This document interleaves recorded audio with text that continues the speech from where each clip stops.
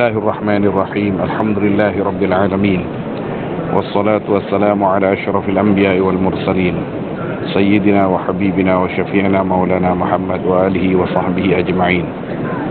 الحديث الرابع عشر، حديث yang ke-14. عن أنس بن مالك رضي الله عنه قال قال رسول الله صلى الله عليه وسلم إن العبد لا يموت والداه أو أحدهما وإنه لهما لعاق فلا يزال يدعو لهما ويستغفر لهما حتى يكتبه الله بارا. رواه البيهقي.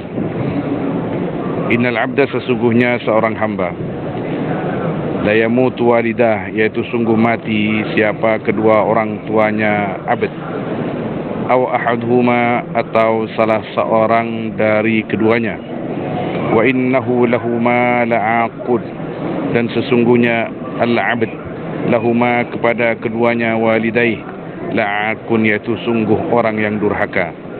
Fala yazalu yad'u lahuma, maka tidak henti-henti al-abd yad'u, yaitu berdoa abd lahuma, untuk keduanya, wa yastaghfiru lahuma, dan memintakan ampunan abd untuk keduanya, hatta yaktubahu Allahu barran, sehingga mencatatku kepada abd Allahu, siapa Allah, barran, akan orang yang berbakti. Rawahul Baihaqi. Hadis ini menerangkan bahwa kita untuk berbakti kepada kedua orang tua, untuk berbuat baik kepada kedua orang tua, tidak terbatas hanya karena orang tua kita sudah meninggal, tidak berhenti karena alasan orang tua kita sudah meninggal. Tapi walaupun mereka berdua atau salah satu di antara mereka berdua sudah meninggal dunia, masih ada kesempatan dan kesempatan lagi untuk berbakti dan berbuat baik kepada orang tua kita yang sudah meninggal. Bahkan di dalam hadis ini diterangkan oleh Nabi SAW, seseorang yang ketika atau di masa hidupnya kedua orang tuanya, orang itu, anak itu adalah anak yang durhaka, tapi setelah orang tuanya meninggal, anak itu menyesal, kemudian berbuat baik sebanyak-banyaknya untuk orang tuanya yang sudah meninggal, mendoakannya, beristighfar untuk mereka berdua, bersedekah yang dikhususkan untuk orang tuanya yang sudah meninggal, mengumrohkan, menghajikan, membacakan untuk mereka Yasin, tahlil dan lain sebagainya. Fala yazalu, kata Nabi SAW, terus menerus dia mendoakan orang tuanya yang sudah meninggal, maka yang tadinya dia mempunyai catatan hitam menjadi orang yang durhaka, tapi karena kebaikannya kepada kedua orang tuanya sesudah meninggalnya kedua orang tuanya, terus menerus mendoakan, bersedekah untuk mereka, maka diganti gelarnya dari seorang yang pendurhaka menjadi anak yang berbakti. Wa fi syu'abi, dan disebut di dalam kitab Syu'abil Iman, Anil Auza'i, dari Imam Al-Auza'i qal, balagani, sampai kepadaku, anna man aqqa walidai, apa sungguhnya orang yang durhaka man akan kedua orang tuanya, man fi hayatihima, di waktu hidup keduanya, thumma qada dainan in kana alaihima, kemudian nyawur atau nekani membayar yaman akan hutang, jika ada ya hutang, yaitu wajib atas keduanya. Hutang kedua orang tuanya sudah meninggal dibayarin. Wastaghfara lahuma, dan memintakan ampunan man untuk keduanya. Walam yastasibba lahuma, dan tidak menyebabkan misu man untuk kepada keduanya. Artinya tidak misu-misu kepada orang tua tidak misuin orang tuanya orang lain yang menyebabkan orang lain itu misui orang tua kita. Kutiba baran, maka dicatat man baran, hal yang menjadi anak yang berbakti. Jadi yang tadinya pendurhaka menjadi anak yang berbakti apabila sesudah wafatnya orang tuanya, dia itu selalu mendoakan, beristighfar dan mengirimkan sedekah, doa-doa dan lain sebagainya untuk kedua orang tuanya. Tapi yang jelas, jangan nunggu orang tua kita meninggal untuk berbakti kepada kedua orang tua. Kita juga tidak tahu umur kita itu sampai kapan. Jadi kalau masih ada kesempatan berbakti kepada kedua orang tua atau salah satu di antara mereka berdua, berbaktilah, berbuat baiklah untuk mereka. Hadis seperti ini disampaikan oleh Nabi SAW supaya apabila seorang anak menjadi pendurhaka di masa hidup kedua orang tuanya, tidak sempat berbakti, kok keburu mati kedua orang tuanya, maka masih ada jalan untuk berbuat baik dan berbakti dan menebus dosa-dosanya kepada kedua orang tuanya. Tapi kalau masih kedua orang tuanya itu ada umur, jangan nunggu orang tuanya mati untuk berbakti kepada mereka. Waman barra walidayhi, dan barang siapa yang berbakti man kepada kedua orang tuanya man fi hayatihima, di masa hidup mereka berdua, thumma lam yaqdi dainan, kemudian tidak nekani, tidak membayar man akan hutang ingkana alaihima, jika ada den yaitu wajib atas keduanya, walam yastaghfir lahuma, dan tidak memohonkan ampunan man untuk keduanya, wastasabbalahuma, dan berbuat nisu man kepada keduanya, kutiba aqan, maka dicatat man aqan, hal yang menjadi pendurhaka. Di masa orang tuanya masih hidup, dia baik kepada orang tuanya. Tapi setelah orang tuanya meninggal,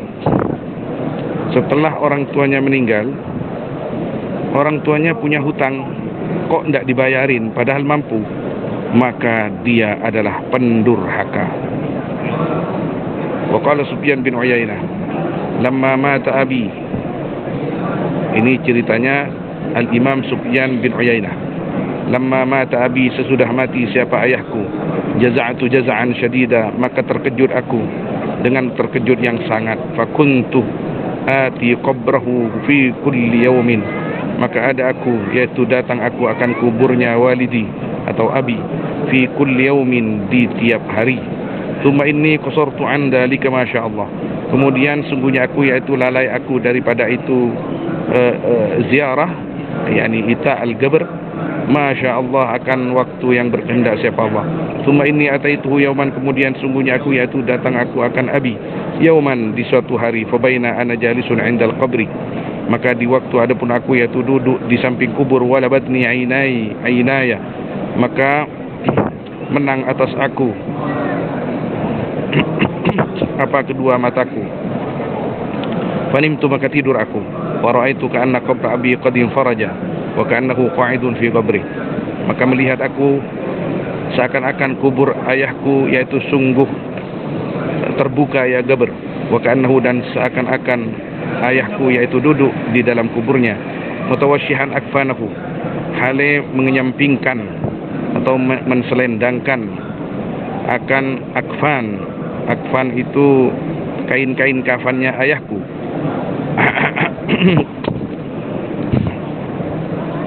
Alaihi, atas abi, alaihi sahnatul mauta,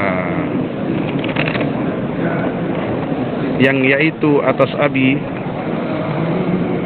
sahnatul mauta, adapun bekasnya alaihi sahnatul mauta,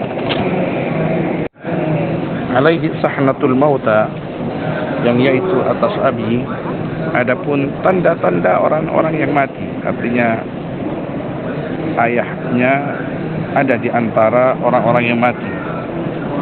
wa ka'anni balitu lamma ra'aituhu, dan seakan-akan aku yaitu peduli aku sesudah melihat aku akan abi. Faqala, maka berkata abi, ya bunayya, ma batta'a bika anni, apa yang membuat kamu terlambat datang kepadaku? Adapun apa yaitu yang membuat lambat ma bika kepadamu, anni jauh dariku. Qultu, aku berkata, wa innaka la ta'lamu bimaji'i, dan sungguhnya engkau yaitu sungguh tahu engkau akan kedatanganku. Jadi ketika Al-Imam Sufyan ibn Uyainah lama tidak datang ke kuburan ayahnya yang tadinya tiap hari karena kesibukannya, lama tidak datang, kemudian setelah datang berziarah kepada kubur ayahnya, mengaji atau istighfar buat ayahnya sehingga tertidur di depan kubur ayahnya. Maka ketika dia tertidur, seakan-akan kuburan ayahnya itu terbelah dan dia melihat ayahnya duduk di antara orang-orang yang telah meninggal dunia di dalam kubur. Kemudian dia melihat ayahnya berkata, apa yang membuat kamu itu lambat datang kepadaku? Sudah lama kamu tidak datang kepadaku. Maka Sufyan ibn Uyainah berkata, apakah kamu tahu tentang kedatanganku, wahai ayah? Qala, berkata Abu, ma ji'ta min marrah illa alimtuha, tidak datang kamu dari sekali kecuali tahu aku akan marrah. Setiap kamu datang aku tahu. Wa qad kunta ta'tini, dan sungguh datang kamu, dan sungguh ada kamu yaitu datang kamu kepadaku. Fa asarru bika, maka senang aku bika dengan kedatanganmu. Wa surru man hauli, dan senang siapa orang-orang yang di sekelilingku. Bidu'aika, sebab doamu. Qala, berkata Sufyan bin Uyainah, jadi ayahnya itu berkata, setiap kamu datang aku tahu, aku senang setiap kamu datang, dan orang-orang yang ada di sekitar aku ini, orang-orang yang sudah sama-sama mati ini, itu senang dengan doa-doamu, bahagia dengan doa-doamu. Maka Sufyan ibn Uyainah kemudian berkata, faquntu ba'du, maka ada aku sesudah itu, yaitu datang aku kepada berabi kafiran, banyak, hal banyak. Jadi sesudah itu aku selalu datang kepada kuburan ayahku, katanya. Ini menjadi pelajaran kepada kita, siapapun kita, sebagai anak daripada orang tua kita, apabila orang tua kita sudah meninggal, hendaknya kita sering-sering datang ke kuburan orang tua kita, karena orang tua kita selalu mengetahui akan kedatangan kita dan senang, bahagia dengan kedatangan kita. Wa fi Syu'abi, dan di dalam kitab Asy-Syu'ab, qala Al-Hasan, berkata siapa Imam Al-Hasan, azhadun nas fi alimin jiranuhu, adapun paling menjauhnya manusia di dalam orang alim yaitu tetangganya alim. Ini sebenarnya kalimat ini bukan babnya ini ya, ini babnya orang alim sebenarnya, tapi ya ini adalah satu rumpun, satu paragraf ini perkataan Imam Hasan ini. Ini menerangkan bahwa biasanya tetangganya orang alim itu paling tidak mau kepada orang alim itu. Dan paling zuhudnya manusia kepada orang alim, paling tidak maunya manusia kepada orang alim, biasanya itu tetangganya sendiri. Tapi memang di antara tanda-tanda orang alim yang ikhlas, kata ulama, itu yang banyak menimba ilmu dari orang alim itu adalah orang luar, orang yang jauh. Rugilah tetangga-tetangganya, apabila tidak bisa mengambil manfaat dari orang alim itu. Di dalam sebagian riwayat ini juga ada yang memarfu'kan ini kepada Nabi SAW, tapi yang masyhur bahwa kalam ini adalah kalamnya Sayyidina Al-Hasan Al-Basri rahimahullah. Wa syarrun nas limayyitin ahluh, adapun sejelek-jeleknya manusia kepada mayit yaitu keluarganya. Yabkuna alaih, keluarganya mayit menangis, ahluh alaihi, atas mayit. Wala yaqduna dainah, dan tidak nekani, tidak membayar ahluh akan dainah, hutangnya mayit. Sejelek-jeleknya orang kepada mayit adalah keluarganya sendiri, yang ketika mayit itu mati pura-pura menangis atau tidak pura-pura, betul-betul menangis, tapi hutang-hutangnya nggak dibayarin, baik hutang-hutang kepada manusia wabil khusus dan juga hutang-hutang kepada Allah Subhanahu wa taala. Ini menjadi perhatian kepada kita. Mohon maaf para pedagang yang orang tuanya menjadi pedagang atau jadi apapun yang punya hutang kepada orang lain, setelah orang tuanya mati kemudian anaknya menjadi kaya sebab warisan ayahnya yang masih punya hutang, kemudian tidak membayar hutang-hutang ayahnya, maka sungguh dia adalah anak durhaka. Dengan nas hadis Nabi SAW dan perkataan para ulama, sekali lagi, bukanlah anak yang berbakti, tidak termasuk anak yang berbakti, bahkan termasuk orang yang durhaka, termasuk anak yang durhaka ketika seorang anak kaya karena warisan kedua orang tuanya,